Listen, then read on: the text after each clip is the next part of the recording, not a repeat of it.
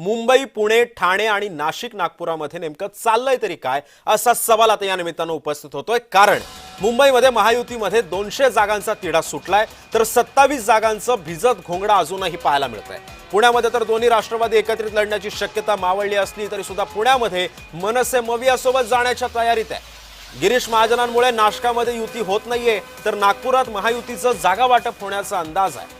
फडणवीसांचा आज नागपुरामध्ये मुक्काम आहे। ठाण्यामध्ये जागा वाटपावरून शिवसेना आणि भाजपात रस्सीखेच सुरू आहे। त्यामुळे आता या आगामी महानगरपालिकांच्या निवडणुकांमध्ये हे सर्व मित्र पक्ष, महायुती असेल, मविया असेल आणि इतर त्यांचे मित्रपक्ष असतील, याच्यामध्ये जागा वाटपाचा समन्वय कसा साधणार, कोणाला किती जागा मिळतात, जागा समान समान वाटप होते का, हे सुद्धा पाहणं तितकंच महत्त्वाचं ठरणार आहे।